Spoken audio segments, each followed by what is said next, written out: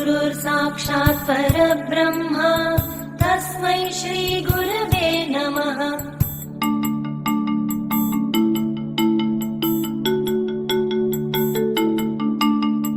वटविटपि समीपे भूमिभागे निषण्ण सकलमुनि जनानां ज्ञानदातारमारात्